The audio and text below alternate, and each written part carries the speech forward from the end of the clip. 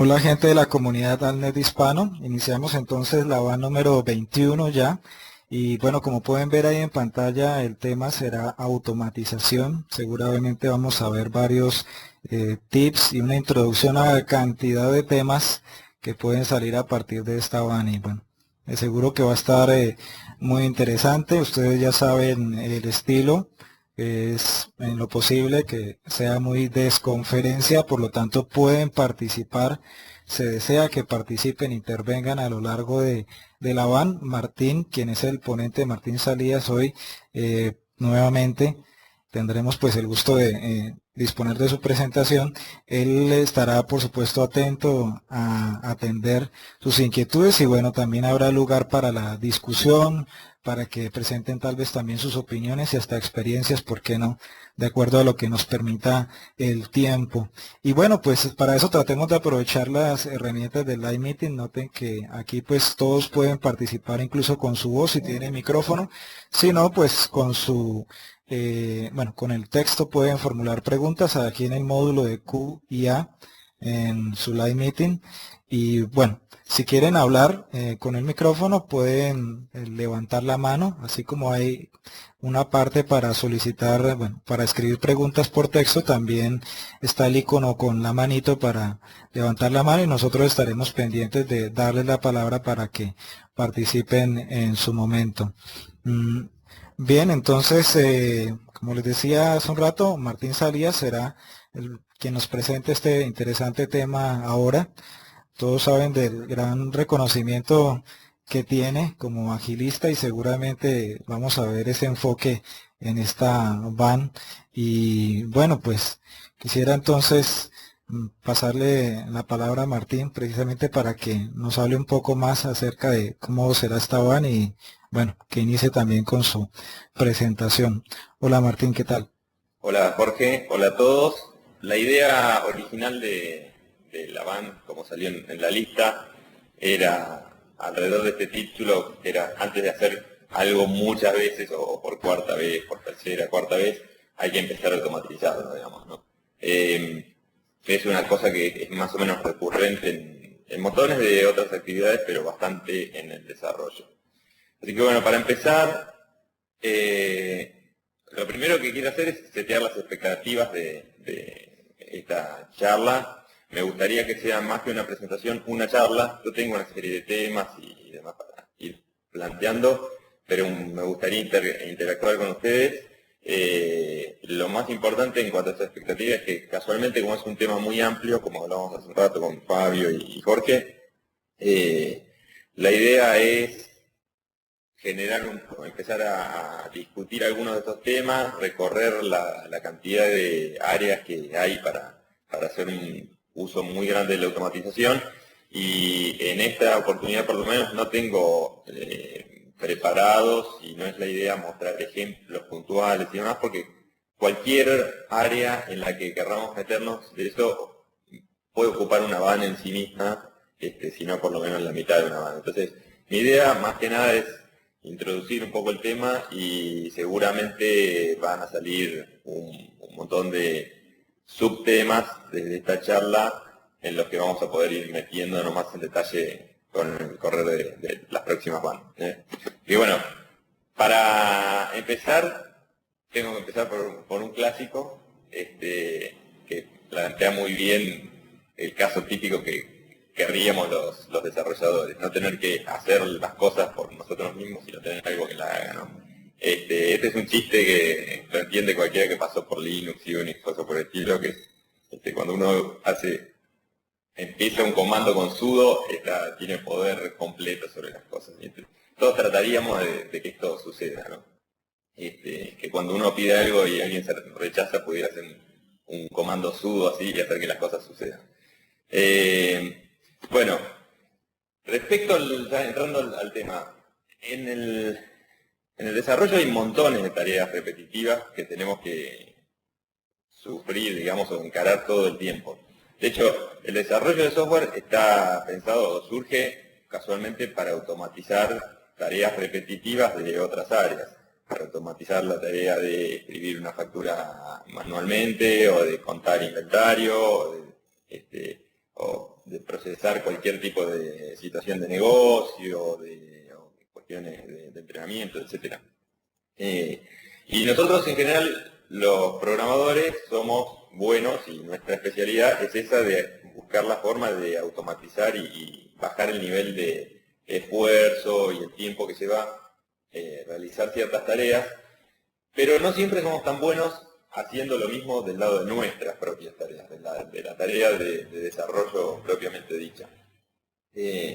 Y creo que a todos nos pasa en algún momento y vamos automatizando algunas cosas o no, pero siempre encontramos que hay cierta cantidad de cosas que estamos haciendo una y otra vez. A lo mejor desde tomar y recortar un documento de Word para hacer un presupuesto o algo por el estilo y nos encontramos recorriendo y cambiando pedacitos de texto todas las veces igual, o generando pedazos de código cuando escribimos código específicamente, nos encontramos escribiendo partes de código similares. Hay un montón de cosas que siempre el primer instinto que uno tiene es decir, esto debería automatizarlo de alguna forma, debería solucionar este tema para evitar tener que hacerlo repetidamente.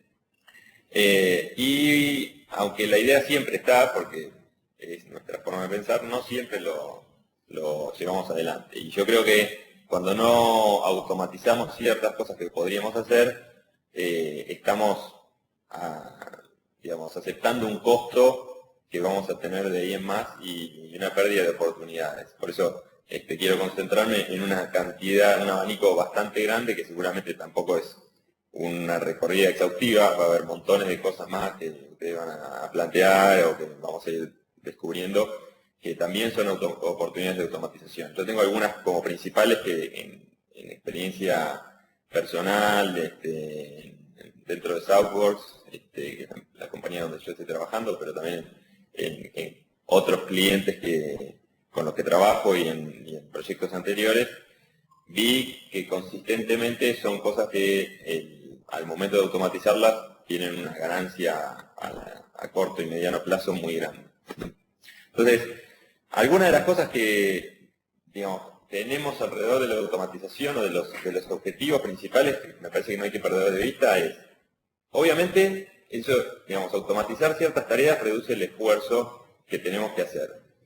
El tema de reducir el esfuerzo implica no solamente que me cuesta menos, es menos alguna tarea, a veces el esfuerzo tiene que ver con que es tediosa o es compleja o lleva tiempo, que es el segundo de los puntos y está muy relacionado. Pero más allá de eso, de qué tanto esfuerzo tenga, además lo que suele pasar es que cuanto más grande es el esfuerzo o el tiempo que implica hacer una tarea, hay menor probabilidad de hacerla. A veces entonces hay tareas que como requieren esfuerzo o tiempo por más allá de lo que tenemos o que queremos invertir en el momento, dejamos de hacerlas. Cosas típicas son ciertas tareas de testing o de escribir cierto tipo de pruebas o cosas. O mismo algunas de esas tareas tienen que ver con automatizar otras. Entonces dejamos de hacerlo porque tiene cierta complejidad. Pero cuando dejamos de hacer esas cosas, sabemos que estamos minimizando el valor del trabajo que hacemos. Y por otro lado, a veces el tema es que el esfuerzo y el tiempo que lleva, de todos modos, tenemos que involucrarlo porque no es algo que podemos dejar de hacer. Que no podemos dejar de escribir código o no podemos dejar de compilar la solución que estamos tratando de hacer. Lo que pasa es que al no automatizarla, todo ese esfuerzo y tiempo que lleva a hacer la misma tarea manualmente o con una serie de pasos automatizados, pero que de todos modos hay que coordinar manualmente o que no están terminados de robotizar.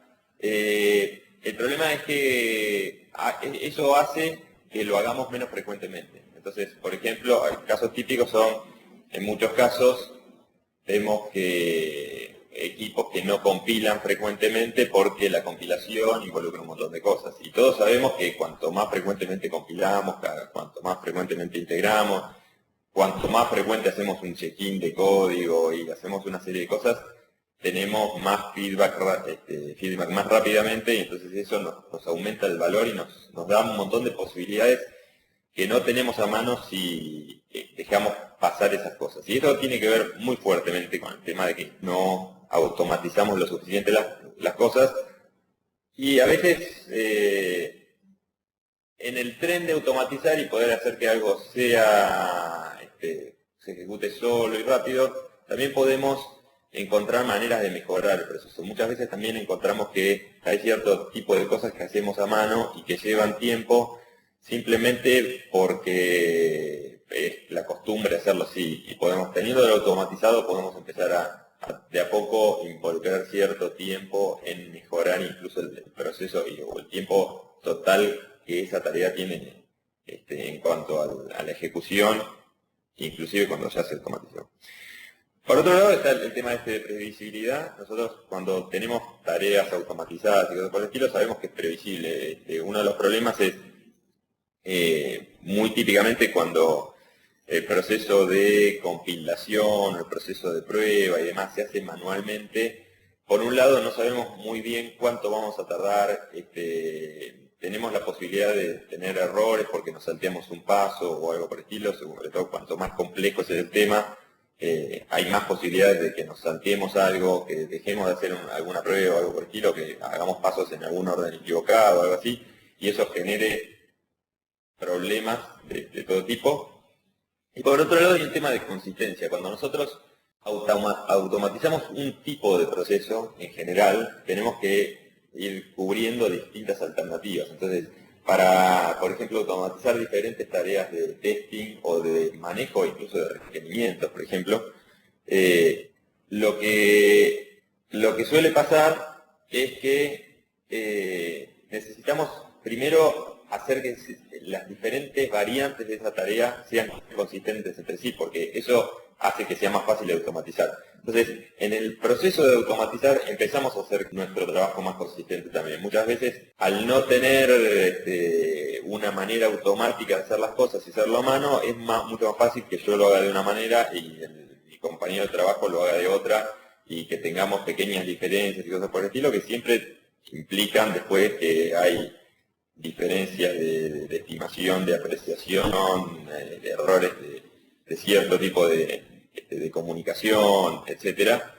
Y cuando automatizamos las cosas, por ejemplo, si, como hablábamos hace un rato, si uno automatiza el proceso de tracking de issues o bugs o reportes de cuestiones, en vez de tener algo desestructurado como un documento donde se van guardando las cosas, es mucho más posible, digamos, es mucho más probable que ganemos en eficiencia simplemente también porque vamos a tener que ir estandarizadas las cosas, vamos a tener un título, vamos a tener una prioridad, una severidad, alguna forma de asignar las cosas. En cambio, de la otra manera podemos tratar de tener todo eso, pero no tener una estructura determinada, no tener exactamente encarrilado el tema, muchas veces todo eso genera que se manejan diferente de las cosas. Por otro lado, a medida que uno avanza en el proceso de automatización, puede empezar no solamente a tener el valor de que se sacó, o sea, que ahorró tiempo, esfuerzo y demás, sino que puede empezar a mejorar mucho el proceso que ya está automatizado. ¿Por qué? Porque una vez que uno tiene algo automatizado y que ya está ahorrando tiempo en algunas cosas, la oportunidad de extender ese proceso y decir, bueno, yo tenía un manejo, por ejemplo, de reporte de incidencias o algo por el estilo, que yo lo puedo controlar y cuando estoy trabajando en el código puedo ir tildando lo que tengo hecho. Yo puedo en algún momento decir, bueno, pero puedo mejorar esto haciendo que alguien haga una preevaluación de este tema, porque ahora como ya lo tengo automatizado, concentrado, además alguien puede hacer una preevaluación. El caso más típico de este tema de extensibilidad, por ejemplo, es uno de los que seguramente vamos a terminar entrando bastante, que es el caso del build server, donde yo digo, bueno, tengo el proceso de integración con mi servidor de build o mi procesador de build, y una vez que yo tengo automatizada la compilación, la ejecución de una prueba, el pasaje a un ambiente de testing, la ejecución de otra serie de pruebas y el reporting de la ejecución de todo eso, puedo empezar a agregar otros tipos de testing, puedo empezar a agregar herramientas de análisis, puedo agregar herramientas de chequeo, puedo multiplicar la cantidad de ambientes en que estoy probando. Es mucho más fácil porque tengo puntos de extensibilidad que ya me permiten reproducir o mantener el mismo patrón de cierto tipo de operaciones para cubrir otras áreas similares. Es muy típico de distintos tipos de testing, distintos tipos de prueba automatizada, etc. Y, digamos, medio aparejado al tema de la extensibilidad, tengo el tema de las métricas. Una vez que yo tengo automatizado tomar métricas en un proceso que es manual, es difícil porque implica otra tarea manual más que tomar o ir anotando o registrando en un lugar aparte los tiempos, los resultados, las personas o los equipos donde se ejecutaron todas esas tareas. En cambio, cuando yo voy ejecutando procesos, de nuevo acá es muy típico ese proceso del build server, yo puedo empezar a tomar métricas de cada cuánto tiempo hago check-in, quién hace el check-in más frecuente, quién tiene más errores, quién tiene menos errores, puedo tomar un montón de métricas que puedo poner en reportes o que puedo simplemente dejar acumuladas y puedo ir a analizar en cualquier momento detrás de eso para sacar nueva información. Una cosa muy interesante que pasa con este tipo de cosas, con este tipo de métricas que se van tomando y demás, es que a lo mejor en principio uno simplemente está tomando, por ejemplo, métricas contra el control de fuentes de cada cuánto se hace el check-in, check-out, quién lo hace, a qué hora y demás. Pero a lo mejor eso simplemente está como una actividad de auditoría para saber cuando hay un problema. Pero cuando yo quiero empezar a analizar cómo cambia mi proceso de desarrollo durante el tiempo, esa información es sumamente útil porque yo puedo ponerla en una base de datos, en un cubo o algo por el estilo y empezar a hacer análisis sobre eso. Por ejemplo, puedo ver y comprobar fehacientemente a lo mejor que si la gente hace commit después de las 10 de la noche o algo por el estilo, el índice de bugs que tengo contra esos commits o la cantidad de vueltas que tengo sube o baja, o cosas por el estilo. Puedo tratar de ver una misma persona, tratar de sacar estadísticas de mis desarrolladores a medida que va pasando el tiempo desde que se incorporan al proyecto, cómo va cambiando la relación de cantidad o frecuencia de commits y cantidad de bugs generados o de test que se rompen y cosas por el estilo en el tiempo, con lo que yo puedo tratar de empezar a analizar a ver si realmente mis desarrolladores con el tiempo van mejorando su productividad y la calidad del trabajo que hacen o no. Entonces hay muchísimas cosas que se pueden incorporar dentro de eso. De nuevo, nosotros hacemos mucho de este tipo de cosas. No quiero centrarme mucho en el caso puntual de cómo lo hacemos nosotros y demás, pero en algún momento podemos verlo. Pero hay una enormidad de información que se puede extraer sobre el proceso para analizar, para ver oportunidades de mejoras, etc. Bueno, algunas estrategias generales, y de nuevo, esta no es una lista exhaustiva para nada, porque hay más cosas, ¿no? Bueno, hay algo adicional a esto que podría ponerse primero, que es todo lo que es utilizar herramientas que automatizan cierto tipo de procesos anterior a esto que está acá. Por ejemplo, lo que hablamos antes de cualquier herramienta que me sirve para mejorar la forma en que fluyen mis requerimientos o la forma en que se me reportan incidencias y demás. Y ahí hay desde herramientas así estilo Team Foundation Server, Team System, que plantean todo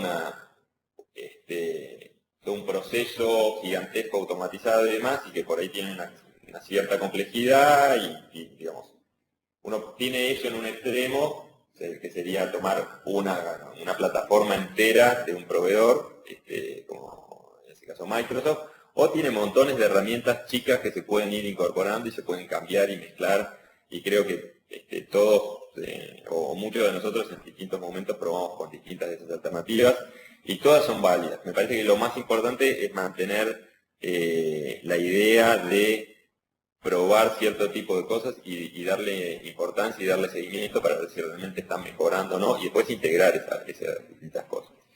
Después, más basado ya en las actividades más cercanas o que nosotros más disfrutamos, digamos, es cierto también, no disfrutamos tanto de la parte del reporte de bugs y cosas por el estilo, sino más de la parte core del desarrollo. Algunas de las cosas, digamos, algunas de las primeras tienen que ver con la metodología, si se quiere, de diseño y la forma en que programamos. Ahí está el clásico concepto de DRY, que es Don't Repeat Yourself, que básicamente me dicen no te repitas a vos mismo, entonces no hagas, no repitas patrones de código para hacer cosas, para implementar soluciones que son siempre repetitivas. Ahí tiene que ver con cómo diseño y todos los principios SOLID y un montón de cosas así.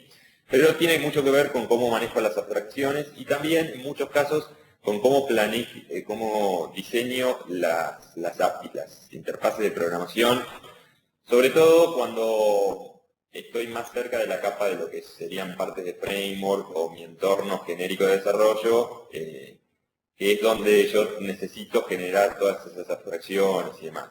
O una extensión específica de esto sería sofisticar o cuidar mucho el diseño de APIs de manera que yo tenga lo más abstraído posible ciertas cosas y que sean flexibles y que yo no tenga que, por ejemplo, no diseñar interfaces de programación para alguna de mis librerías donde yo tenga que generar una instancia, setear una cosa, setear otra cosa, inicializar, llamar a esto, llamar a lo otro y después finalmente operar, sino cuanto más pueda achicar el tiempo, digamos, el setup que yo tengo que hacer de esas cosas dentro del código, cuanto más lo pueda abstraer o manejar estilo aspectos cruzados o en una configuración aparte, cosas por el estilo, pero con poco impacto en el código, ese tipo de cosas generalmente es una manera de automatizar ciertas partes del proceso de diseño y de desarrollo. Entonces, el código, la forma en que escribo el código también tiene que ver con este tema de automatizar las cosas y de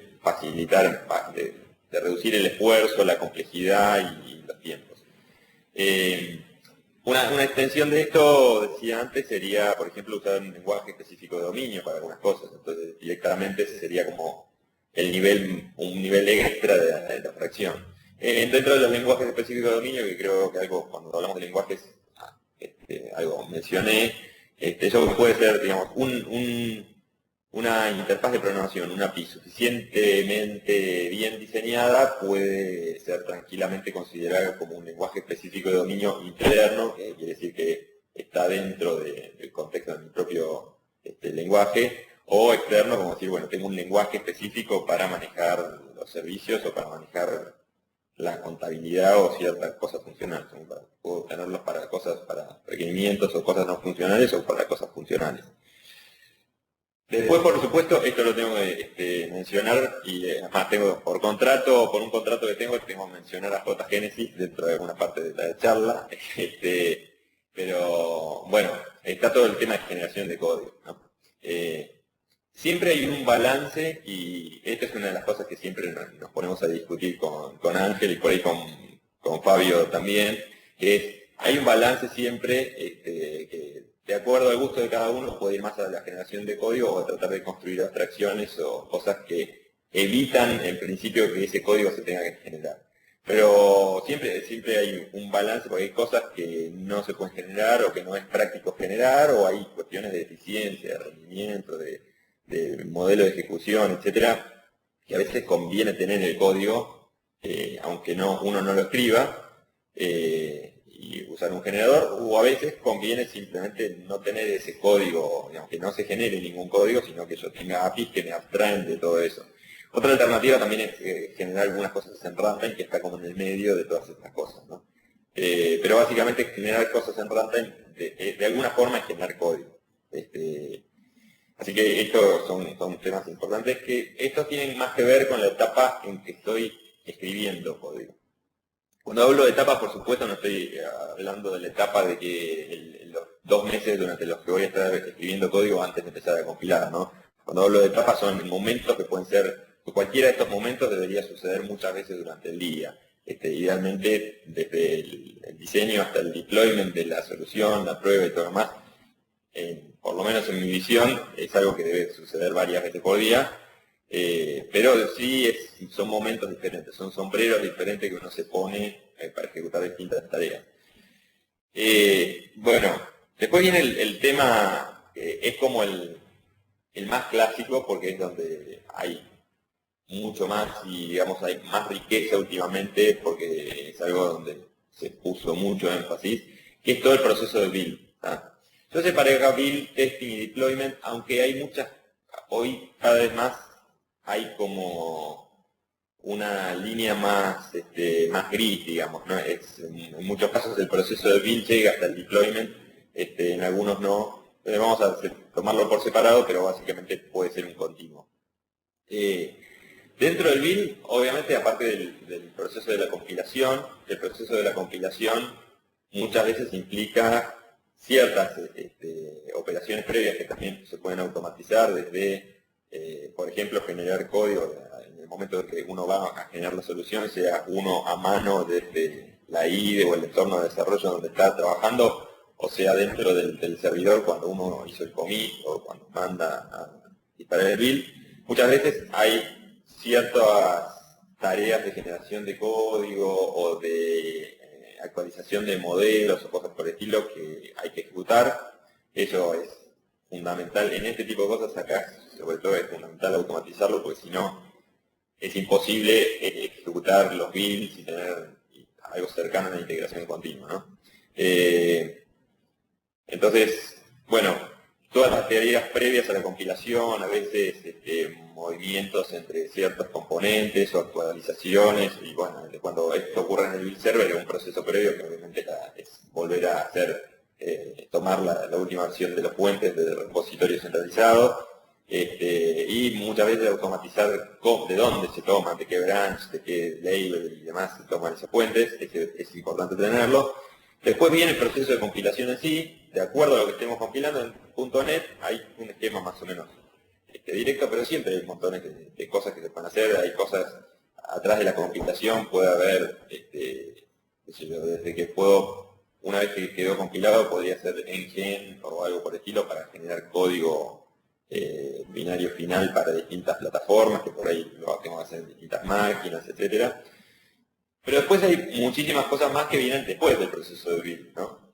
Por supuesto, a lo largo del proceso de build, otro tema importante que hay que automatizar es el tema de que cuando falla cualquier cosa, o cuando no es una falla, pero por ejemplo son warnings y cosas así que las voy a dar, digamos, no quiero interrumpir el proceso de build, quiero que siga, sí tengo que hacer recolección, digamos, y muchas veces login o actualización en una base de datos de todos los datos que saco durante ese proceso de build. Por ahí warnings o detecciones de cualquier cosa que aunque siga el proceso las tengo que ir marcando, ¿no?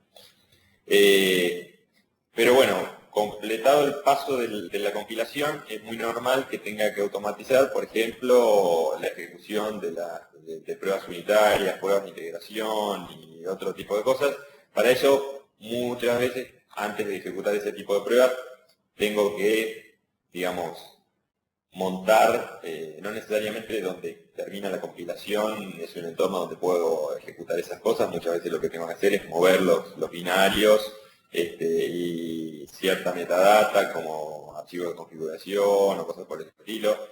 Con el tema de mover archivos de configuración para distintos entornos también hay un montón de oportunidades de automatizar según cuál es el entorno, cómo termino de completar o cómo termino de ensamblar los distintos ítems de configuración que necesito para cada entorno. Y después, cosas como ejecución de scripts de base de datos o registración de componentes, etc. Una vez que tengo armado, digamos, atrás de la compilación y movidos y actualizados todos los entornos, el o los entornos donde voy a ejecutar las pruebas, tengo la ejecución de las pruebas en sí, la recolección de nuevo de información sobre esas pruebas, más allá de que falle o no las pruebas, muchas veces tengo información colateral como nivel de coverage o cosas por el estilo que el mismo runtime de ejecución de esas pruebas me puede estar dando.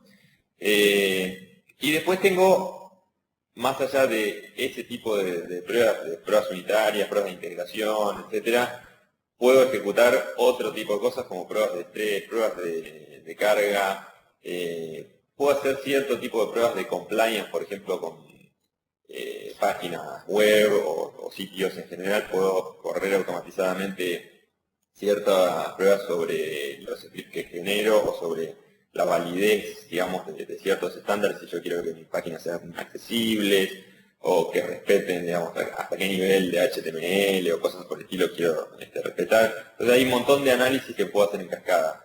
Otras cosas como análisis estático, bueno, de coverage que hablábamos antes, análisis, por ejemplo, análisis de estilo, eso, en general, realmente eso se puede hacer.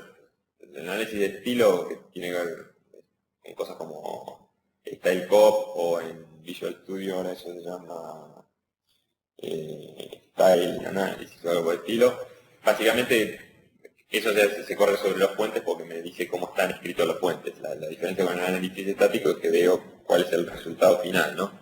Pero hay un montón de cosas así y hay cada vez más cosas que puedo correr. También hay, así como tengo análisis estático para los binarios, las assemblies, por ejemplo, en .NET, puede ser que corra cierto tipo de análisis sobre el código JavaScript, que hay equivalentes, digamos, hay algunos mecanismos de testing que me detectan cosas del estilo FXCOP sobre el JavaScript que yo tengo. Está JSLint, hay varios.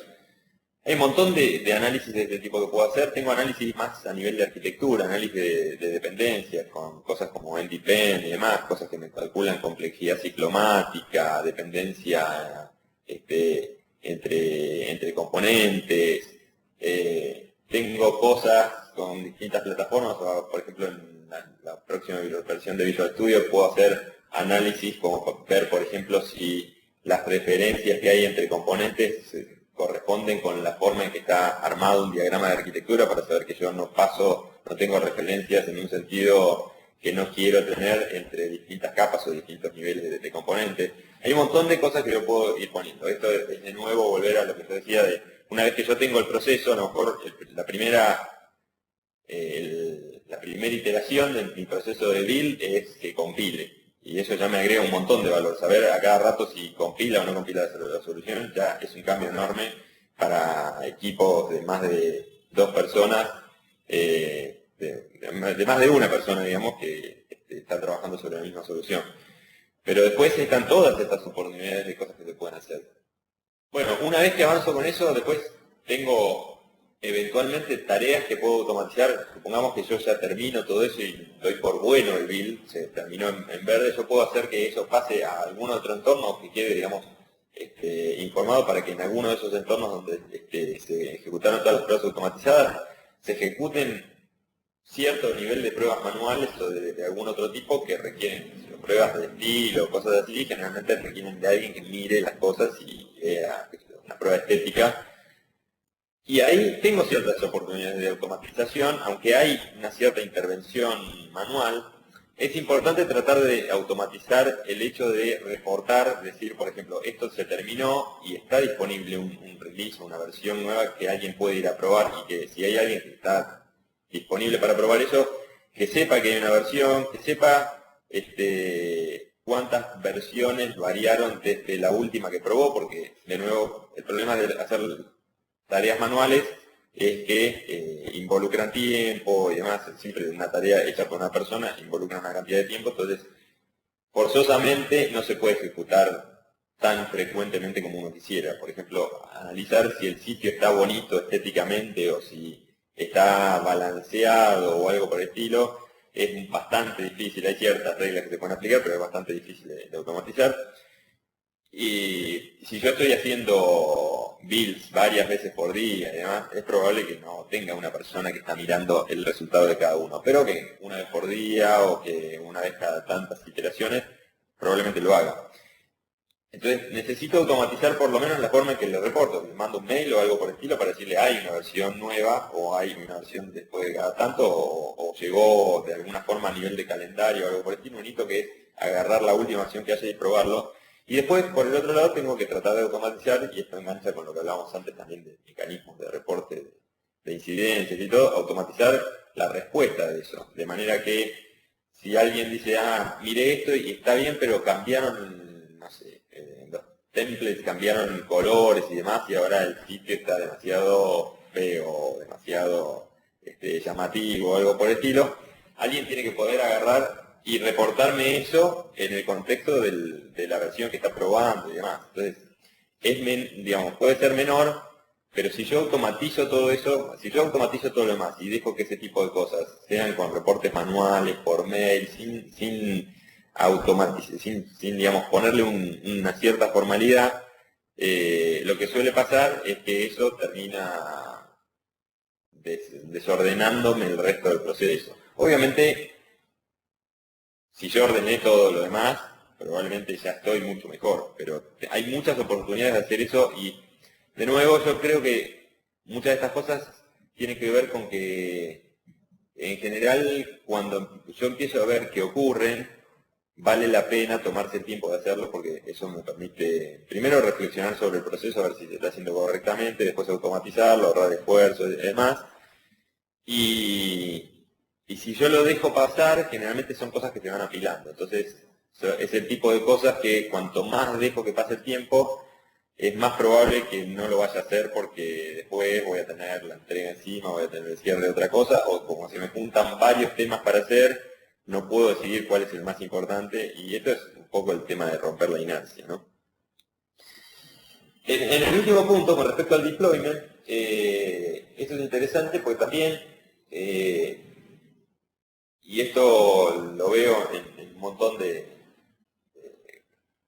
cuentas corporativas o un montón de empresas, a veces se avanza bastante en la automatización del proceso de desarrollo, pero después el proceso de deployment, que muchas veces está a cargo de otra gente, o a lo mejor de otro grupo, o de parte del equipo de desarrollo, pero tomando otra función, no se automatiza tanto. Entonces, por ejemplo, el tema de subir, bajar servicios, publicar cosas en distintos lados, mantener una misma versión de ciertos binarios o de scripts de la base de datos, el tema de agarrar e implementar cosas en varios servidores que tienen que estar iguales, cuando uno tiene granjas o cosas por el estilo, muchas veces se sigue haciendo manualmente.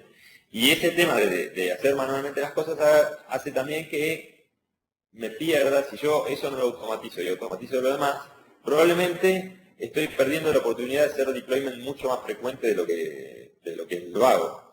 Y hacer deployment frecuente es algo que también tiene sus ventajas. Obviamente, si uno logra llegar a cierto nivel de calidad y tiene ciertos niveles de testing automatizado o manual en el medio que permiten rápidamente hacer una verificación y facilitan asumir el riesgo, digamos, de hacer deployment, ¿no? Pero después vamos a volver sobre eso porque hay algunos casos que tengo por ahí que tienen que ver con tratar de hacer algo como el deployment continuo. Así como tengo integración continua, hay casos de gente, digamos, que no somos nosotros tampoco, que hace deployment continuo. Y hay escenarios en que eso es válido y hay algunos otros escenarios en que no aporta demasiado valor, pero hay muchas cosas para las que sí. Hablando de técnicas puntuales para hacer este tipo de cosas, ¿listo? Bueno, perfecto, puedo automatizar mucho. ¿Cómo se hace? Digamos, ¿a qué tipo de cosas recurro para automatizar estas cosas? Por supuesto, acá también falta uno que no lo tuve en cuenta cuando armé la lista, pero que tiene que ver con herramientas que ya están, ¿no? Herramientas como lo decíamos antes. Un backtracker, una herramienta de carga de requerimientos, una serie de cosas que, más allá de cómo lo use, que puedo usarlo bien o mal, ese tipo de cosas, es importante tener algo. También es importante, algunas cosas es importante tratar de ver si la necesidad de incorporar algo para manejarlo no me está diciendo que tengo problemas. Por ejemplo, el del backtracker es algo que muchas veces es inevitable, pero en muchos proyectos la necesidad y la dependencia del backtracker y la cantidad de tiempo que se usa para manejar y administrar los bugs, a mí muchas veces me llama la atención y me hace prender internamente mi alarma de que algo pasa porque hay demasiados bugs en ciertos proyectos que no debería suceder, y entonces solucionar y administrar y priorizar los bugs se come un porcentaje enorme del tiempo que se debería estar usando en el desarrollo. Pero independientemente de eso, hay muchas cosas que el seguir incidentes o user stories o requerimientos, casos de uso, o como uno lo llame, y tener mecanismos de comunicación más o menos fluida y de tracking de temas, es importante. Muchas veces hay niveles de automatización o de estandarización súper sencillos que ni siquiera involucran tecnología de punta, sino cosas como post-it y demás, que usados en la manera correcta son una buena forma de automatización. No todo necesita tecnología, y aunque nosotros estamos acostumbrados a todo hacerlo con computadoras, hay cosas que según el escenario no las necesitan, ¿sí? Pero bueno, de nuevo es importante mantenerse alerta en determinar esas cosas. Después para casi todo lo demás, las cosas más técnicas de las que estamos hablando, automatización de compilación, precompilación, compilación, generación de código, de templates, sincronización de archivos, de metadata, etcétera, etcétera, tengo cosas como estas, digamos. Por un lado, yendo a .NET, porque es donde estamos la mayoría, pero esto viene a ser como el equivalente, o lo que vuelve a poner, digamos, vuelve a dar poder a nivel de manejo de la plataforma y de scripting, como uno tiene en Unix y Linux Bash. PowerShell es algo que lamentablemente no mucha gente que está del lado de infraestructura conoce y que debería conocer. Es algo que personalmente trato de impulsar mucho, porque montones de cosas que mucha gente está acostumbrada a hacer con clics y clics y clics y menús y cosas por el estilo, se pueden automatizar absolutamente, y muchas veces no se hace. Y por el otro lado, para nosotros como desarrolladores, PowerShell también es una cosa muy interesante porque nos permite, nosotros como desarrolladores de todos modos siempre tenemos que hacer casi todos los mismos procesos de deployment que hace la gente de infraestructura, tal vez en entornos simulados o restringidos y demás, pero tenemos que hacer el mismo tipo de cosas. Nosotros para probar y para pasar de ambientes, de hacer cosas por el estilo, necesitamos también sincronizar metadata de configuraciones, de base de datos, series de datos en particular. Hay un montón de cosas, o prender y bajar servicios, cambiar cosas. Eso tenemos que hacerlo todo el tiempo. Y lo ideal, esto es una de las grandes oportunidades, es que si yo puedo automatizar ese proceso para reproducirlo en mis ambientes de desarrollo, y con un poco de maña puedo hacer que esos mismos scripts y esos mismos procedimientos automatizados funcionen en los ambientes de staging y en los de deployment, aún parametrizando ciertas cosas y demás, y aunque en desarrollo, en distintos ambientes, por ejemplo, en testing y staging lo pueda ejecutar yo y en producción no tenga permisos y lo ejecute otra persona, si yo puedo hacer que todo eso se versione y se genere de desarrollo, me da un montón de seguridad porque me dice que básicamente el mismo procedimiento o con la mínima intervención manual se ejecuta en ambientes de staging y demás, y acá anda y el ambiente es parecido o lo más parecido posible al de producción, con sus diferencias. Si yo lo tengo bien automatizado, es muy probable que puedas usarlo en producción. Y eso parece como obvio y parece súper sencillo, pero en montones de lugares yo veo consistentemente que hay que hacer todo un proceso, y hay un proceso manual que no tiene casi nada que ver con el de desarrollo cuando las cosas se van a poner en producción, en la práctica. Así que ahí hay un montón. Y obviamente eso también implica algo que muchas veces los equipos de desarrollo no hacemos muy bien, que es entrar en contacto con la gente de infraestructura y demás. Muchas veces hay casos, obviamente estos en casos de escenarios más o menos grandes, muchas veces uno es desarrollo e infraestructura DBA, vendedor y cadete. Pero en escenarios donde hay equipos separados para estas cosas es normal que haya poca comunicación. Y generalmente, si desde el lado de desarrollo yo le doy a la gente de infraestructura una serie de scripts y cosas que les ayudan en su tarea, y aparte les garantizan que como a mí me andan, a ellos unificando ciertos criterios deberían andarles, generalmente los convierte de gente que no me tiene mucha confianza en grandes amigos y en socios, que es lo que debería suceder, ¿no? Pero no se ve mucho en la práctica. De PowerShell, que es uno de los temas potenciales que yo mencionaba que se pueden tratar más adelante, aparte de que PowerShell me da básicamente un lenguaje de scripting que por debajo usa el runtime de .NET, entonces tengo un lenguaje de scripting sencillo y aparte tengo acceso a todas las libraries de .NET, que yo puedo levantar XML, datasets, conexiones a datos, puedo levantar hasta un WinForm, lo que necesite lo puedo hacer desde PowerShell porque básicamente tengo todas las herramientas. Es como un lenguaje más de .NET pero simplificado y con un intérprete. Algo interesante de PowerShell es que yo puedo escribir en C# o en VBNet, en Sharp o en lo que me guste, en Vue, por ejemplo, puedo escribir commandlets. Los commandlets de PowerShell son como si fueran providers o como si fueran librerías específicas que yo después puedo usar fácilmente desde PowerShell. Yo puedo escribir eso para automatizar ciertos procesos más o menos estándares míos de copiar cosas de un lado al otro y demás, y después dejar que la gente de IT o yo mismo parametrice eso, o lo llame con distintos parámetros y lo reuse. Pero una cosa importante es que hay muchísimos productos, sobre todo del lado de Microsoft, pero después hay productos de terceros, hay disponibles, muchos abiertos y demás.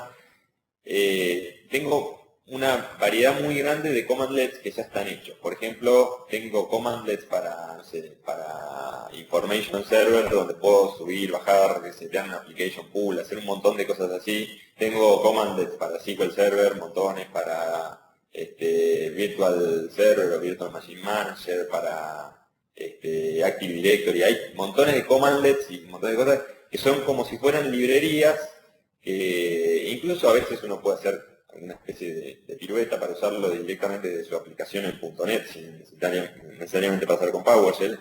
Pero en general tengo montones de librerías que me facilitan muchísimo trabajar en forma programática con piezas de infraestructura. Entonces, por ejemplo, verificar una cuenta de Active Directory, si está en base a eso, generar permisos, instalar certificados, hacer deployment, de ejecutar un MSI, puedo hacer cosas como, por ejemplo, ejecutar ciertos scripts en forma remota. Esto quiere decir desde una máquina puedo agarrar y, digamos, desde PowerShell puedo decir que me ejecute otro script de PowerShell que está dentro de una máquina virtual que yo tengo cierto nivel de acceso.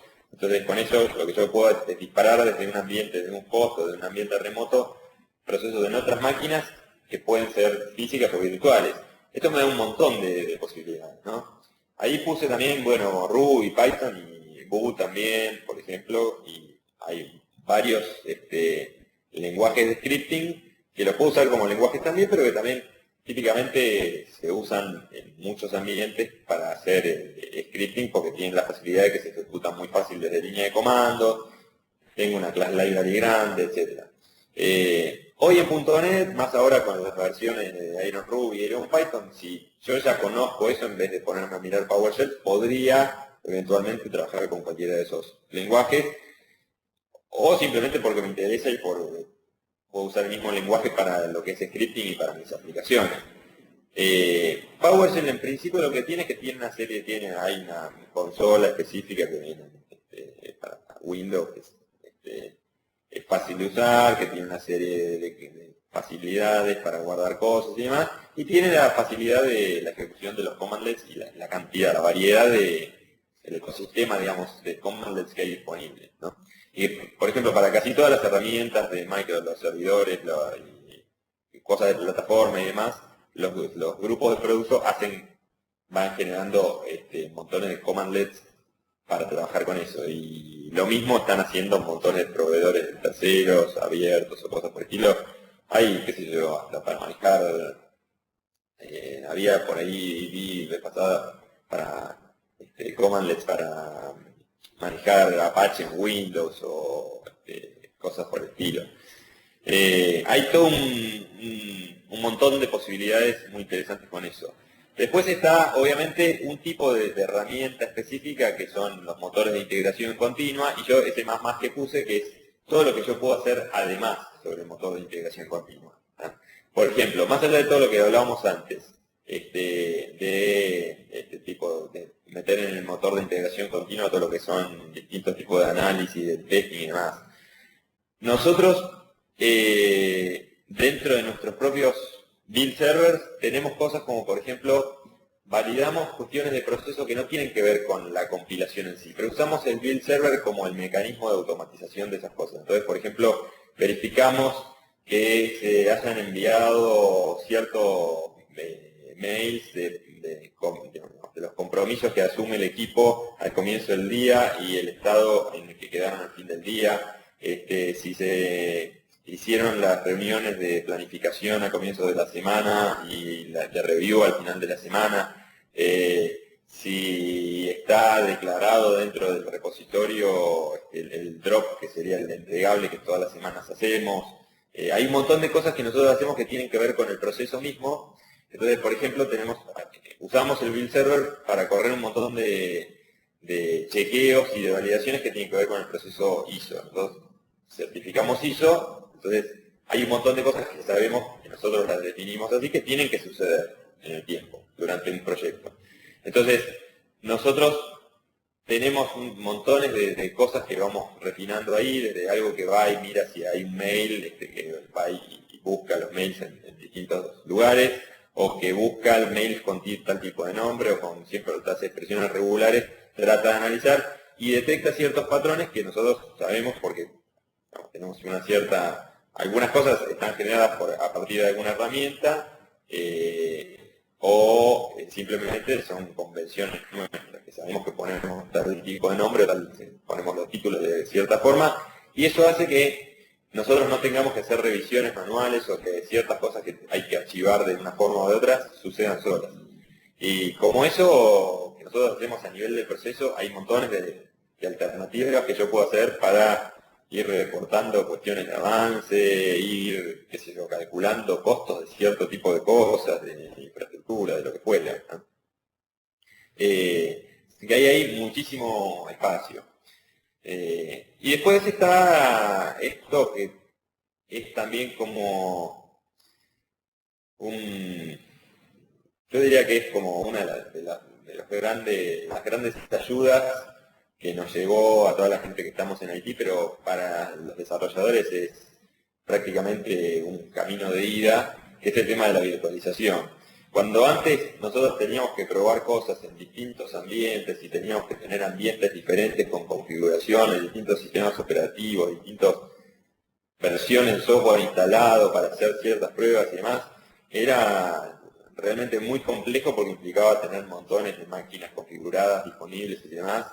Y ahora el tema de la virtualización nos permite tener una librería de máquinas con distintas versiones, sistemas operativos o cosas por el estilo, y subirlas y bajarlas y ejecutarlas, tener 5 andando en una máquina o tener, digamos, apagarlas y prenderlas según el momento y la forma en que queremos probarla. El tema de poder agarrar, por ejemplo, y ejecutar paquetes de instalación o cosas por el estilo, ejecutar pruebas contra una máquina virtual, y si la prueba no dio el resultado correspondiente o sí, simplemente agarrar y apagarla sin guardar los cambios y volver hacia atrás, vamos a hacer el rollback completo para tener la máquina de nuevo en las condiciones que yo la tenía.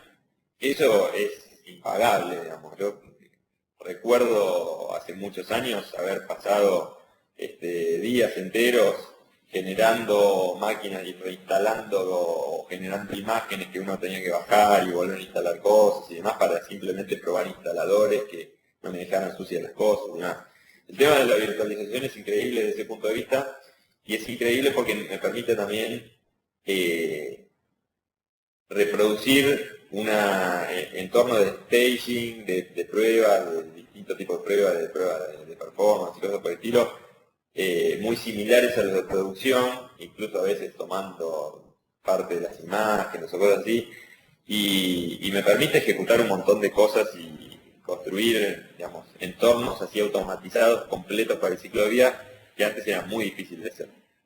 Y el tema de la combinación esa entre scripting y virtualización, etcétera, el hecho de que hoy día todas las plataformas de virtualización son completamente scripteables también, no es menor. Nosotros hacemos cosas como, por ejemplo, terminar la parte de la implementación y demás, levantar una máquina virtual de una librería directamente del script, copiar la imagen de algún otro lado, qué sé yo, o instalarla, levantar esa máquina haciendo cosas como PowerShell remoto. Uno puede agarrar y una vez que levantó la imagen básica, instalar todo lo que le hacía falta, disparar pruebas y cosas por el estilo, y después recolectar los resultados, etcétera, y volver a apagar la máquina, tirarla o cambiarla de lugar. Ese tipo de cosas es impresionante porque aparte hace que a lo mejor yo simplemente terminé de hacer un cambio, hice commit y sucedieron montones de cosas en el medio que me terminan poniendo un dedito para arriba o para abajo, que puede haber generado que suban y bajen máquinas, que se disparen cosas, scripts, que pasen en distintos ambientes. Hay una cantidad de cosas impresionantes que pueden suceder simplemente cuando yo termino la tarea que es la tarea realmente importante que tengo que hacer, que es escribir bien mi código y mantener un buen nivel de diseño. Y después juntar todo eso y hacer el commit final. ¿Qué más me queda? Bueno, con esto más o menos, en principio, cierra la parte de lo que yo quería charlar y me gustaría empezar a hablar con los demás. Este es un caso que no es mío, digamos, a propósito busqué algunas cosas que me quedaron que me vinieron leyendo últimamente. Este es el caso, son dos posts de la misma persona. Primero que en el primero, esta persona hablaba de una estrategia de deployment continuo y contaba los problemas que tiene hacer deployment cada tanto y tener un proceso largo desde que uno termina una modificación hasta que llega al deployment real en producción y la cantidad de cosas que pasan en el medio y cómo cuando tengo algún problema menor en producción, que a lo mejor no quiere decir que tenga que volver hacia atrás, el reporte es al tiempo y volver a corregir todo eso y volver a pasarlo por todo el ciclo de vida implica como un costo y una dispersión de tiempo y de esfuerzo muy grande. Atrás de eso tuvo como varios comentarios de gente que decía, bueno, pero eso es fácil decirlo, pero bueno, a alguno le dijo que era imposible, ¿no? Entonces, esta misma persona, después en el post que está abajo, comenta que ellos en IMBU, que es la organización donde trabajan, hacen lo imposible, digamos, 50 veces por día. ¿Qué es el mecanismo que tienen? Básicamente, lo que tienen es una aplicación web, que no importa lo importante es el concepto, no importa el nivel de complejidad y demás, no es una aplicación trivial tampoco, pero ellos lo que hacen básicamente es optimizaron tanto el proceso de deployment, de pruebas y cosas por el estilo, que llegan a un punto en que si cuando alguien termina de hacer commit, pasa por todas las pruebas andan bien, pasa por todos los distintos niveles de chequeo y demás, el último punto de build server, que es lo que yo hablaba en un momento, es ejecutar los mismos scripts en deployment y se pone en producción. Entonces, van haciendo cambios menores que reportan los usuarios y los van haciendo y los van poniendo en producción. Y si algún usuario le dice, reporta que encontré algo, no sé, que está mal escrito o un error menor y demás, alguien agarra, lo corrige y 10 minutos después o una hora está en producción de nuevo. No hay todo un ciclo terrible. Entonces, como el ciclo está ya bastante optimizado, aún si aparece un issue relativamente importante, se concentran en eso y un rato después ya está solucionado en producción. Obviamente, trabajaron muy fuerte en tener un montón de chequeos para que no pasen a producción problemas importantes, ¿no? Parte del mecanismo del build ejecuta toda la misma aplicación y demás y hace una serie de pruebas de aceptación y todo para garantizar que la aplicación en principio no tiene excepciones obvias o que no se detenga, digamos, no baje el servicio. Pero la diferencia de poder hacer este tipo de cosas permite, por un lado, que el nivel de trabajo en función al feedback del usuario sea mucho más grande, porque yo puedo estar, por ejemplo, mirando foros o teniendo algún tipo de sistema de reporte dentro del mismo sitio donde alguien me dice, encontré que hay tal operación, cuando yo la quiero hacer, no me determina, no la completa efectivamente o algo por el estilo, yo es cuestión de ir, buscar dónde está esa funcionalidad, escribir el test que reproduce el issue que me están poniendo, verificar que falla y a partir de eso pasarlo, solucionarlo y pasarlo a producción nuevamente. Así que me parece, es interesante, buscando, después hay mucha más información sobre esto, pero este es un caso bastante interesante. Acá voy mirando algunas preguntas que me hacen y voy a ir tratando de contestar. y ya, digamos, podemos avanzar con mi objetivo principal, que es que discutamos y charlemos un poco sobre estos temas todos. Sí, Rangel me pregunta si existe información paso a paso de cómo hacer implementación continua. En el segundo de estos posts, leyendo un poco el blog de esta persona, Timothy Fitz, van a ver que hay, digamos, explica bastante de cómo se hace el proceso. Lo que es importante es que uno, y esto es un tema de setear las expectativas correctas, si uno va y dice, uy, esto es bárbaro, me parece buenísima la idea, voy a buscar un producto o una implementación de referencia así para agarrar y hacer implementación continua mañana, digamos, no importa, implementar una serie de cosas y tener implementación continua en marcha, digamos que uno va mal. Porque es muy difícil que yo pueda conseguir un producto, o sea, esto no hay magia acá. Por eso, fíjense que de lo que yo hablaba son cosas más conceptuales que tecnologías puntuales, ¿sí? Todas estas tecnologías están ahí, pero uno las tiene que usar y usar correctamente.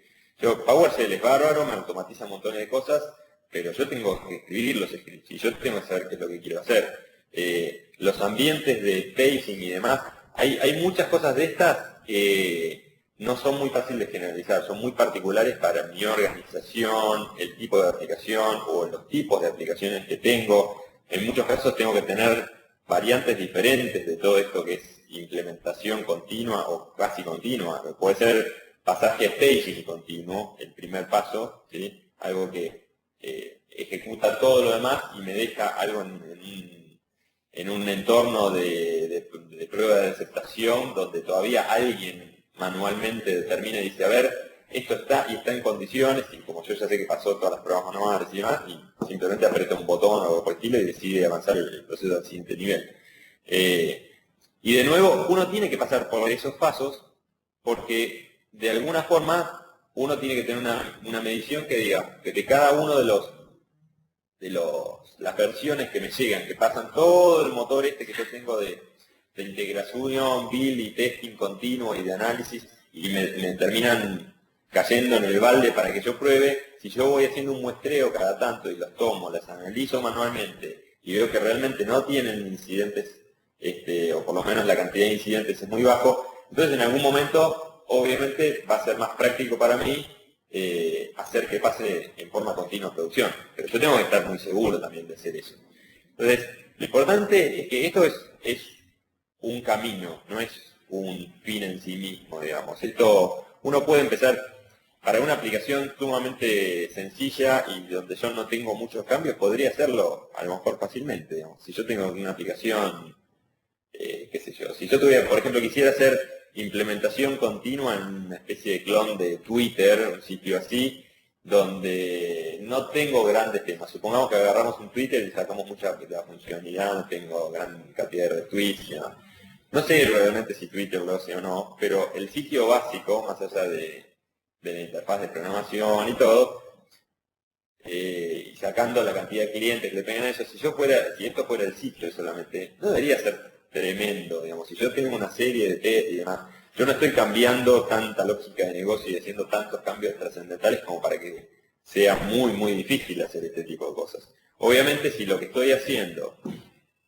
es un home banking, por ejemplo, el frontend de un banco, y tengo transacciones que involucran dinero, tengo cuestiones de privacidad y seguridad, las condiciones son diferentes.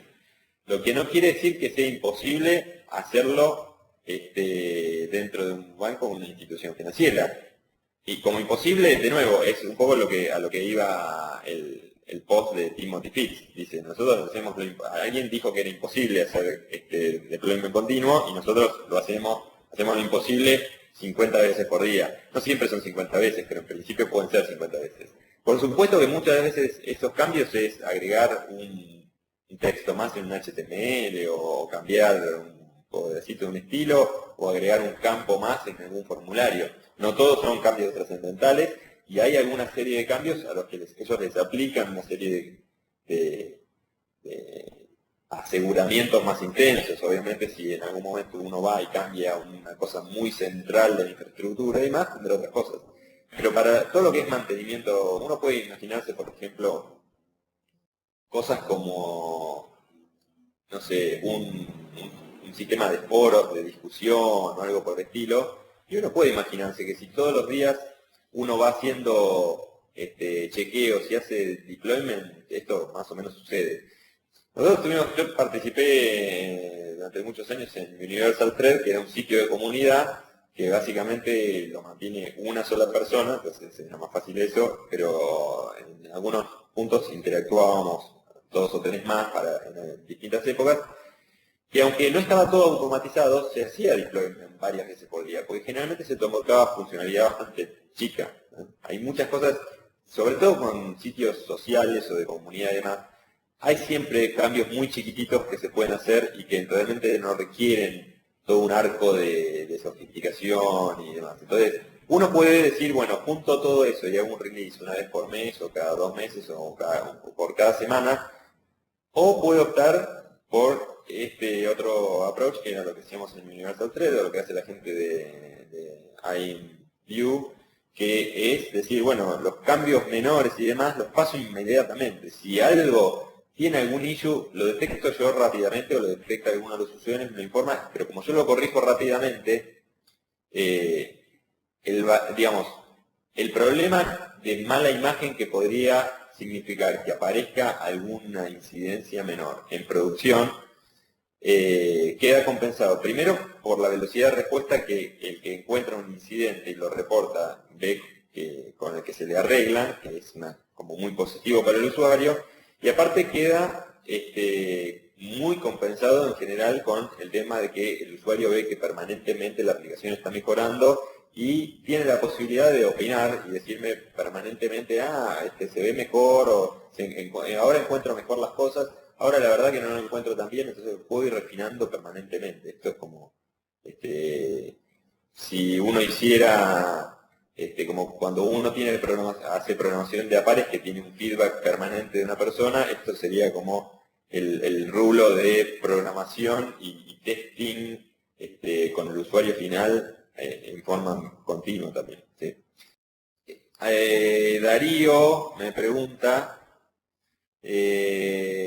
por lo visto, implementar la automatización requiere implementarte de primero, ¿no? Al menos es lo que estoy viendo por los ejemplos concretos.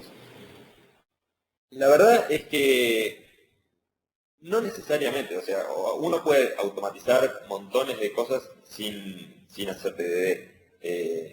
TDD tiene un montón digamos, aporta un montón de mejoras en sí misma que hace que se lleve muy bien con la automatización. Digamos, obviamente yo puedo tener montones de test automatizados y demás que no los escribo haciendo TDD. La diferencia es que, y es cualquiera que estuvo probando y que insistió, digamos, y siguió hacia adelante, sabe que el nivel de coverage que yo tengo de los test va subiendo notoriamente cuando hago TDD. Es muy difícil tener un coverage alto si no hago TDD. Tampoco el tener un coverage alto es la solución para todo, porque el coverage me dice que yo realmente las pruebas que escribí testean, digamos, prueban gran cantidad del código que generé, pero no hay ninguna forma de probar que, digamos, de verificar el código que nunca generé, digamos, ¿no? Eso es uno de los grandes temas. Entonces, sí es importante que el coverage sube con TDD, y la verdad es que ayuda. A igualdad de condiciones, si yo tengo mejor coverage, la aplicación suele ser más estable en muchas cosas. Y por otro lado, es mucho más fácil, con TDD, por ejemplo, es mucho más fácil manejar el tema de corrección rápida de issues y evitar regresiones, etcétera, ¿no? Uno puede no hacer TDD, pero sí tomar el criterio de TDD, que es que cuando me reportan un bug, ahí sí hago TDD, en el sentido de que lo primero que hago es escribir un test que verifica el bug que me reportaron y solamente lo corrijo el código cuando ya verifiqué que ese bug está reportado, y entonces me queda, no. Una vez que recibo una bala en algún lado, después quedo blindado automáticamente, después me blindo para que no me entren más balas por ese mismo lado. Ese es un poco el espíritu. Fabio, creo que estabas poniendo una pregunta, pero no la veo escrita. Tenías audio, si querés. No, lo que quería decir que tal vez hay veces que llamamos TDD el hecho de tener test, que son dos cosas distintas. Tal vez lo que quería decir Darío es que para llegar a automatización de deployment hay que tener test, que es distinto de hacer TDD. Tal vez era esto lo que quería decir Darío, no sé si lo interpreté bien. Sí, bueno, digamos, es un punto TDD válido. es una técnica, no es una... TDD es una técnica. Exactamente. Uno puede tener millones de test y no hacer TDD. Sí, seguro. Sí, digamos, para poder acercarme o ir llegando, digamos, el tema de tener deployment continuo puede ser simplemente un ideal al que trato de acercarme siempre. A lo mejor el negocio, qué sé yo, no tengo... Hacer deployment continuo también implica que mi jefe me deja hacerlo, ¿no? Pero si mi jefe no me deja hacerlo porque no me tiene confianza, yo por lo menos igual puedo hacer como deployment continuo a un entorno de testing o algo por el estilo y yo tomar todas las ventajas que tiene hacer deployment continuo al tester, por ejemplo. No necesariamente tiene que ser deployment en producción, que es el objetivo final. Yo podría trabajar como si tener todo listo para que en algún momento, si me creen, porque tengo métricas que me avalan y todo lo demás, empezar a hacerlo. Para hacer este tipo de cosas, para ir acercándose a eso, sí uno tiene que tener un nivel de test unitarios y de integración alto. La forma más fácil y más sana, digamos, de lograr eso, generalmente es hacer DDD, que implica el circuito de ejecutar. También tiene que ver con... Hay un montón de cosas por eso que se van colgando atrás de esto, ¿no? Si uno hace TDD, normalmente, y lo hace bien, digamos, ¿no? Siguiendo realmente los pasos y el espíritu de TDD, primero uno escribe el test primero, verifica, digamos, hace la implementación básica para que pase, para que dé verde, después refactoriza, limpia el código, va mejorando el diseño permanentemente. Entonces, eso hace que la posibilidad de que, digamos, cuando el código está más o menos limpio, y lo mantengo limpio porque en cada oportunidad que tengo de que veo algo, como casualmente tengo muchos test, eso me permite decir, este nombre no está muy bien, esta clase en realidad tiene como 2 o 3 responsabilidades, o esto tiene 2 métodos que hacen cosas que no deberían estar en el mismo lado, entonces partirlo en 2 clases, separar cosas, tener una interfaz y demás, es algo que yo puedo hacer mucho más fácil si tengo los tests. Entonces, TDD me ayuda porque al tener mayor cantidad de test puedo hacer más fácil la refactorización. Hacer refactorización más continua implica que mi código es más limpio y eso implica que en general tengo menos bugs porque es más fácil entenderlo cuando alguien tiene que meter un cambio, entiende más fácil y no tiene que andar suponiendo y diciendo y no sé muy bien, entonces por las dudas voy a meter un if acá, agrego un parámetro más que me llueva para manipular un caso y ir ensuciando el código. Ese tipo de cosas en las que generalmente generan muchos errores y son difíciles de probar a largo plazo. Entonces, hay todo un montón de técnicas como estas que tienen que ver con, en cierta forma, van agregando al círculo virtuoso que me permite ir llegando a cosas de estas como el deployment continuo, ¿no? Que tiene que ver, esto tiene que ver con montones de estas técnicas, el tema de tener muchas revisiones o programar de a pares, aunque sea frecuentemente,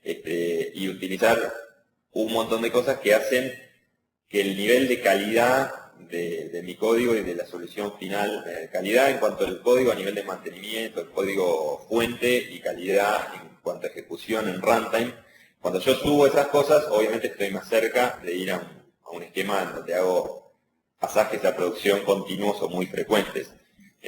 Todo esto está ligado de alguna manera. De nuevo, todo esto es una especie de espiral que se va reciclando. Si yo voy a automatizar, si yo no automatizo procesos y tengo muchas cosas que hago manualmente, cuando mando, cuando, qué sé yo, genero casos de prueba o voy a ambientes de staging o le voy a pasar la cosa al equipo de testing y demás, tengo que hacer muchos pasos manuales y como hago pasos manuales, entonces hay errores y la gente de testing me dice, no puedo probar, entonces tengo que ir de nuevo.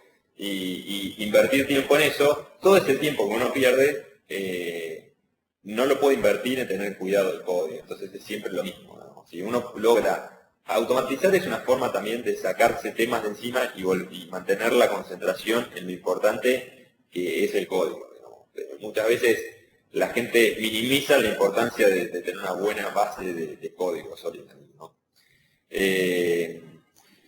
Acá Darío pregunta, no sé mucho sobre DDD, me dice, ¿cómo entraría en este esquema? Sería bueno empezar por implementar DDD antes que TDD y automatización, y si tiene sentido, a ver si puedo ver si tiene sentido aplicar DDD en una aplicación, a ver, estoy tratando de leerlo entero, no sé si...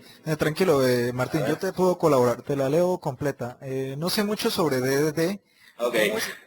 ¿Cómo entraría en este esquema? Sería buena idea empezar por implementar DDD antes que TDD y automatización. ¿Tiene sentido aplicar DDD en una aplicación que ya está en un estado muy avanzado de desarrollo? A ver, de nuevo, DDD, que es Domain Driven Design, que es, digamos, sería... es un estilo de diseño orientado a objetos basándose muy fuerte en mantener los conceptos del dominio y una serie de técnicas alrededor y más. Es una manera de modelar como hay otras. Es cierto que se lleva muy bien con TDD, no solamente porque comparten el 66% de las iniciales de la abreviatura, sino porque también filosóficamente tienen cosas en común. DDD maneja cuestiones de infraestructura y demás y desacopla interacciones entre cosas que mapean muy bien con hacer algo que es fácil de probar. Uno puede hacer DDD sin hacer TDD, o sea, uno puede hacer cualquiera de las dos cosas sin hacer la otra, seguro. O sea, yo puedo hacer TDD y programar todo recontra orientado a datos, pegándole a datasets y haciendo manejos todos casi relacionales en mi código, y metiendo un montón de temas de infraestructura en distintas maneras. Y al revés, también puedo hacer todo un modelo de dominio, qué sé yo, y no escribir ni un solo test. Generalmente no sucede, digamos. Suelen ser cosas que en general se compensan bastante. Pero sí hay mucha gente que no hace TDD o no hace TDD full y usa una cosa u otra. No es DDD en sí, como técnica de diseño, el diseño basado en el dominio, no es algo que vaya a hacer la diferencia en esto. Con respecto a todo lo que tiene que ver con automatización, lo que sí, en general, el impacto que puede tener diseñar mucho orientado al dominio, puede ser que hay una serie de facilidades y herramientas o cuestiones casi metodológicas que se pueden usar para interactuar con los usuarios o con los expertos del dominio de manera que me expliquen las cosas y yo lo pueda plasmar más fácilmente en mi código, que yo pueda entender mucho más fácil cuando me cambian un requerimiento o algo por el estilo, porque en general cuando uno hace DDD termina hablando en el código, usa los mismos nombres y los mismos criterios de cómo las cosas se componen y se comportan que usa la gente que trabaja con el dominio, ¿sí? Entonces hay un montón de cosas que ayudan a automatizar algunos de esos procesos. Yo puedo usar ciertas herramientas de modelado que me generen, digamos, que generen código o que modifiquen alguna parte de los códigos de mis clases. Hay un montón de cosas que yo puedo hacer también alrededor de automatizar. Por ejemplo, si tengo mi modelo de dominio consistente, puedo automatizar parte de lo que es la interfaz de usuario. Hay muchas cosas que se pueden hacer, que no son privativas de DDD, ¿no? Pero que en general son relativamente más fáciles de hacer en este contexto. Con respecto a si eso aplica si hacer DDD o no en una aplicación que ya está en marcha, digamos, podríamos hablar horas de eso, pero me parece que se lo dejo al maestro Ángel, que creo que mañana hace el avance, paso a paso le hago publicidad, hace un avance sobre DDD, me parece que da más para hacerlo ahí. En principio yo creo que sí, obviamente como esto tiene que ver mucho con el modelo de diseño, es mucho más fácil empezar y tener un modelo consistente hacia adelante, pero yo puedo, en una aplicación que no estaba hecho con ese criterio, empezar una parte usando DDD o empezar de a poco a cambiarlo hacia ese modelo. Sí, sí. ¿Y mejor qué? Bueno, algo sencillo que tocaste también hace un rato en la presentación es sobre, digamos, Los productos tipo navaja suiza que traen todas estas herramientas, desde la misma planeación, el testing, todo esto dentro de un solo paquete versus el tener estas herramientas, digamos, individuales, pero que tal vez individualmente precisamente sean un poco superiores a las que podría traer la navaja suiza, digamos. ¿Tú qué ves más ventajoso, recomendable en esos dos tipos de productos? ¿Qué recomendarías más y por qué? Sí, yo creo que en general apuntan a escenarios y a situaciones que dentro de las mismas premisas a situaciones diferentes. Entonces, de nuevo, no hay ninguna navaja suiza ni una caja de herramientas que me vaya a resolver todos los problemas. Yo creo que, a ver, espero esta parte la pueden borrar después de la cinta porque si no la gente con que trabajo en Microsoft me va a retar. Pero por ejemplo, toda la división de Team Foundation Server y demás, que tiene un montón de cosas así. Para ciertos escenarios es muy bueno. Cuando uno, digamos, tiene equipos grandes y por ahí con ciertas cuestiones un poco más rígidas o muy formales, muy establecidas, ayuda a incorporar alguna de estas cosas. Lo que tiene como contraparte es que el nivel de complejidad de entrada suele ser medio alto. Entonces, lo que pasa muchas veces es que uno ve que esto conceptualmente es como que se supone que la plataforma cubre casi todos estos aspectos de los que estamos hablando y debería ser lo ideal en principio. Pero sin embargo, generalmente, como es algo que hay que instalar todo o nada, suele pasar que es difícil de implementar y en muchos casos uno termina viendo que esto se implementa por la mitad. Es muy común, por ejemplo, ver que la gente usa Team Foundation Server solamente como un repositorio de fuentes o para hacer tracking de documentos y cosas por el estilo.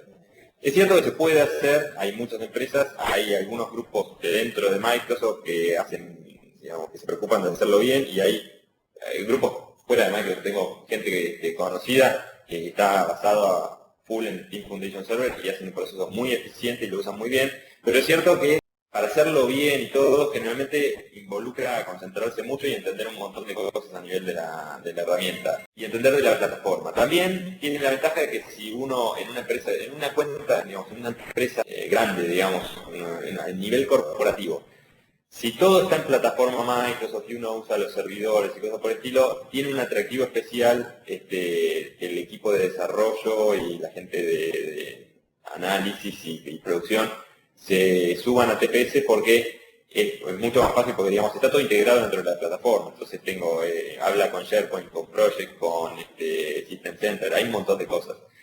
La verdad es que en otros casos se puede trabajar con herramientas independientes. Lo que sí suele pasar es que trabajar con herramientas independientes y todo implica que haya gente en el equipo de desarrollo que le invierta tiempo a entender eso, a ver cómo lo integra. O sea, el Team Foundation Server, si yo voy aprendiendo un poco la herramienta y leyendo cosas y demás y activando funcionalidad, básicamente todo está engarzado y todo funciona de por sí. Usando otras plataformas yo tengo que, no sé, uso Ant y tengo que hacer que Ant hable con Cruise Control y que eso tome cosas o me genere cosas en Jira y que me deje reportes que los voy a tomar con otra cosa o que me dispare cosas en Depend. Y todo eso es un trabajo que no es algo que simplemente activo checkbox, ¿no? Por otro lado tiene, digamos, la gente que trabaja mucho en estas cuestiones de automatización, por esto que yo decía de que está acostumbrada a usar herramientas, hacer scripting y demás, es el tipo de perfil al que no le asusta mucho tener que hacer ese tipo de trabajo. Yo creo que son alternativas diferentes. Por ejemplo, si yo quiero implementar algunas cosas de estas y ir hacia ese camino, en una cuenta corporativa, que tiene todo en la plataforma y contrato una consultora, para una consultora es mucho más fácil hacer esa implementación, por ejemplo, en forma tercerizada para un equipo de desarrollo sobre TFS, aparte de cuestiones de costo, ¿no? Probablemente porque es una misma cosa y demás. Entonces, en las herramientas por separado, lo que suele pasar es que yo tengo que tomar la decisión si uso esta o uso la otra, cómo la integro. Las dos son alternativas válidas, hay que entender bien y comprender de ambas cosas. Y también hay híbridos, ¿no? Hay mucha gente que usa TFS integrado con algunas otras cosas, herramientas que hacen análisis o cosas en otros contextos, ¿sí? Bueno, yo en principio, por mi lado, quería agradecerles a todos por la paciencia. Muchos se quedaron acá todo este tiempo. Pido disculpas si por ahí me notaron un poco trabado o algo por el estilo, pero hoy mi hija mayor se iba de vacaciones porque terminó en la escuela primaria y me tuve que levantar a las 4 de la mañana para llevarla al viaje, así que estoy un poco avanzado. Pero bueno, como siempre, para mí fue un placer compartir este espacio. Yo tengo una reunión en un ratito, así que me encantaría que si ustedes siguen charlando, incluso si logramos poder verlo. Y por supuesto los invito a que sigamos charlando sobre estos temas o que manden más preguntas y sigamos viéndolo en la lista. Y seguro de muchas de las cosas que mencionamos y demás, si quieren empezar a plantearlas como temas potenciales para desarrollar en una van, qué sé yo, se me ocurren temas enteros como análisis estático, como, qué sé yo, comparar o hablar de distintas herramientas de manejo de issues, de manejo de requerimientos, de modelado, de análisis de dependencias, de testing, hablar de virtualización. Los invito a que elijan temas de eso, los propongan ahí, sigamos votando y en principio cualquiera de los temas esos que yo pueda tomar y que podamos arreglar, me encanta, pero también si no puedo conseguir gente que trabaja conmigo, amigos del resto de la industria que van a estar encantados en hacerlo también. No, igual, muchísimas gracias, Martín.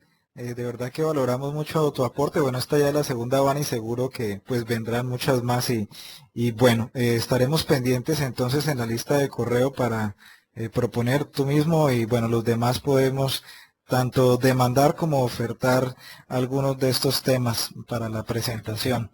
Entonces, nuevamente, muchísimas gracias, Martín. Bueno, muchas gracias a todos y bueno, estamos en contacto por las listas y los foros. Chao, hasta pronto. Chao. Bueno, mientras les comento a los demás, ya para terminar la reunión, la van, como mencionaba ahora Martín, mañana mismo tendremos ya la van de despedida, digamos, de este año, porque al menos por unas 2 semanas más no habrá van. Bueno, ya miraremos por la lista de correo cuando en enero reanudamos la programación de nuestras van, pero mañana tendremos una sobre DDD, Domain Driven Design, y bueno, va a ser con Ángel Java López, como comentó Martín ahora. Es un tema bien interesante sobre diseño de software, bueno, en general pues bastante interesante porque es muy utilizado y seguramente pues de la mano de Ángel vamos a comprender, bueno, va a ser a nivel introductorio y pues como sucede con la van de hoy, probablemente dé para algo más específico más adelante. Entonces, la van de Ángel, esta que comento, va a ser mañana a la misma hora, a las 18:00 hora internacional. Entonces pueden encontrar información en la lista de correo.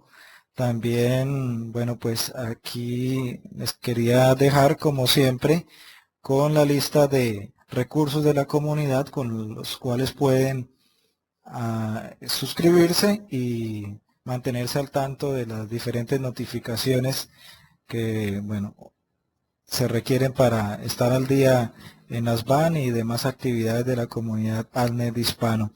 Entonces pueden suscribirse a estas, también, como mencionaba ahora, proponer algunas vans, los temas de interés y también pues tal vez ofertar alguna van, proponerse ustedes mismos como ponentes en alguna. Por supuesto también estos son los canales para ello, especialmente la lista de correo, ¿no? Y bien, de esa manera entonces ya finalizamos nuestra van de hoy y bueno, hasta pronto.